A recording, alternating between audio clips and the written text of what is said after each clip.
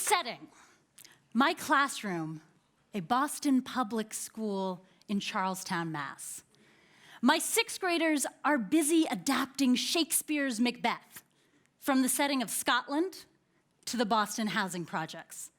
They've got the three witches wearing skinny jeans, Macbeth in a snapback, and Lady Macbeth, as my students inform me, is rocking all the newest styles. A month earlier, I had proposed teaching an elective on Shakespeare, but my supervisors had been dubious. I was teaching in a Boston public school, and many of our sixth graders read at a fourth grade reading level, or even lower.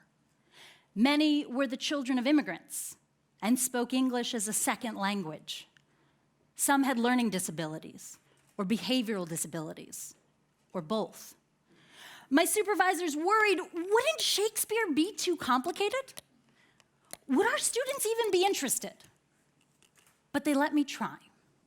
And so we began. We studied Shakespearean insults and wrote some of our own. We read snippets of Beowulf and compared it to Shakespearean English.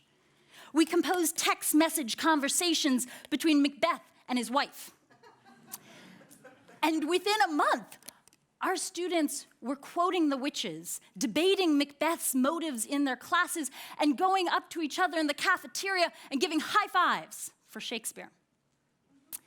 Now, a month after the class ended, we took our students on a tour of a local college.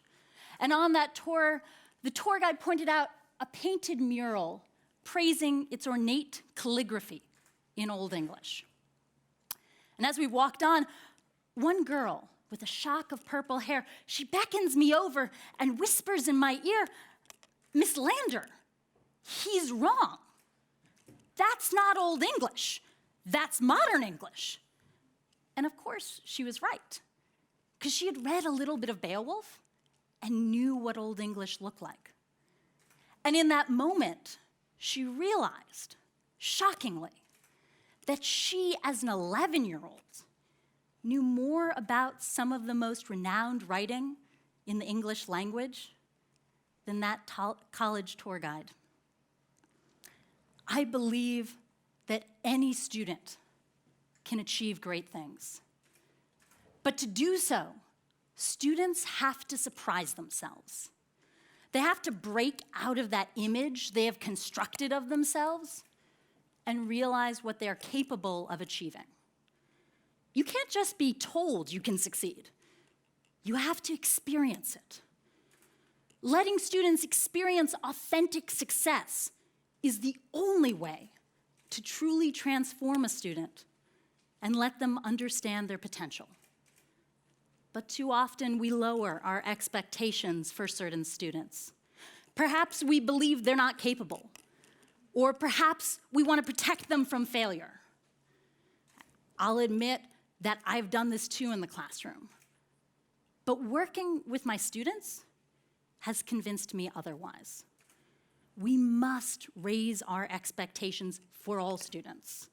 We must give them the space and the time to explore the edges of their capabilities, and we must support them so that they can succeed.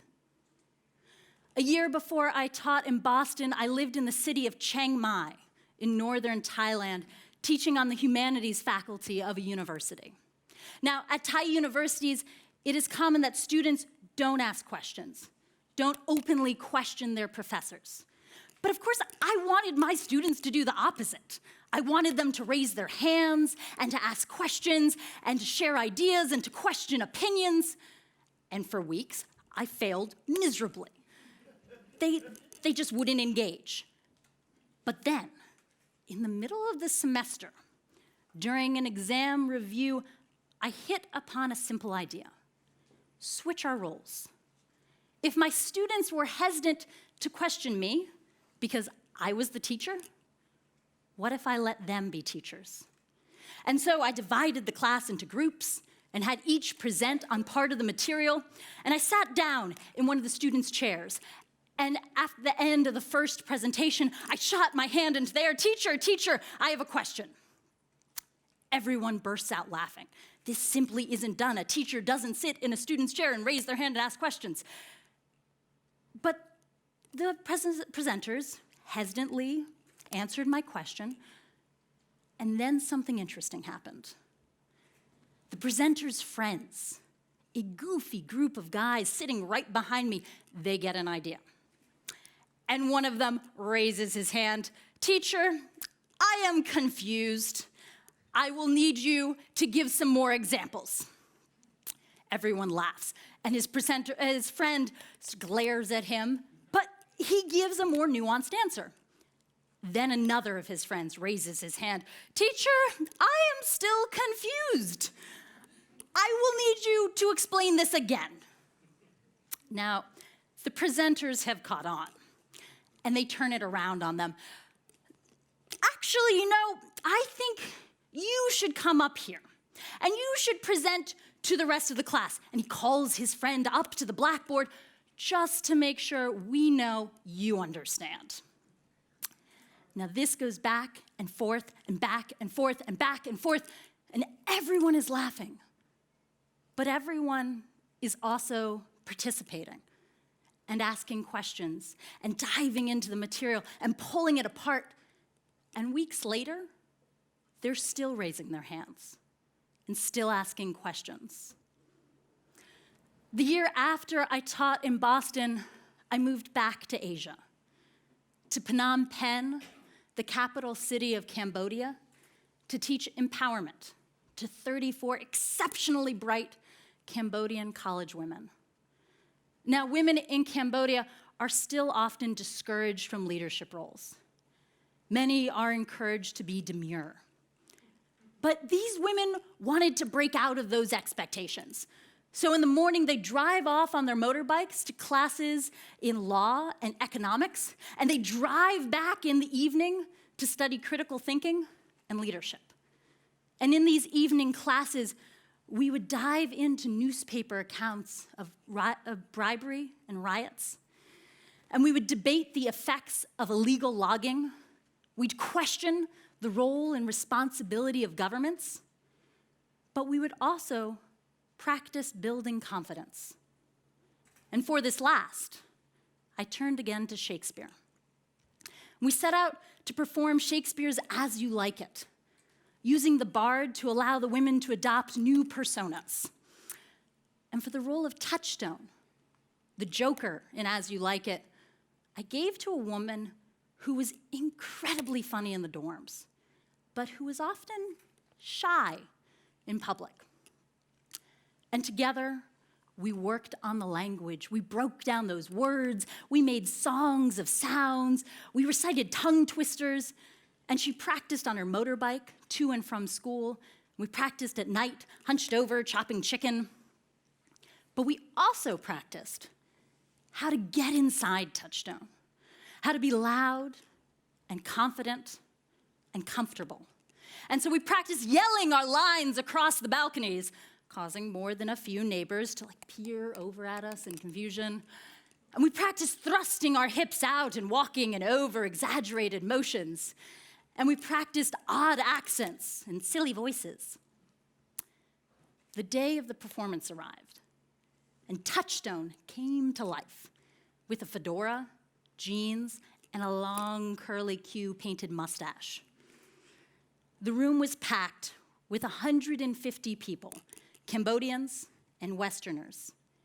And in front of them all, this shy young woman surprised herself by dancing and laughing and exclaiming and joking and completely stealing the show.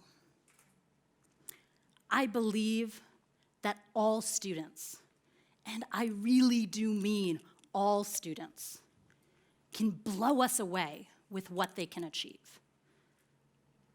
But they can't always do it alone.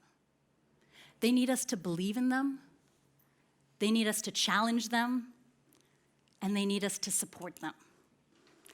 They need us to give them those opportunities for authentic success. So I want to end with a story about a 5-year-old girl. Now, back in college, I helped create a rock climbing program for children with cerebral palsy and muscular dystrophy. And this young girl came in the first day shy, with leg braces, unsure if she wanted to climb. But we let her explore, and we had her look way, way up at a bell we had hung at the very, very top of the wall.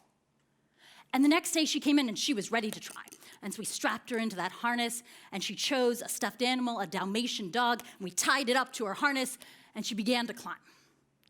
And as she climbed, we were there to support her, often physically providing support, holding her hand to the wall, or sticking out a leg to provide an extra foothold. But we were only there to support. She was doing the hard work of the climb. And each day, she got higher and higher and higher until one day she made it all the way to the top of the wall. And she rang that bell. And she looked down at everyone on the ground, and she was beaming. She had proven to all of us that she could reach great heights. But most importantly, she had proven it to herself. From Charlestown to Cambodia, I have learned it again and again and again and again that our job as teachers, or for that matter, as parents, or even employers, is to put aside our preconceptions and set challenges that are just risky enough that they have the potential to transform lives. Thank you.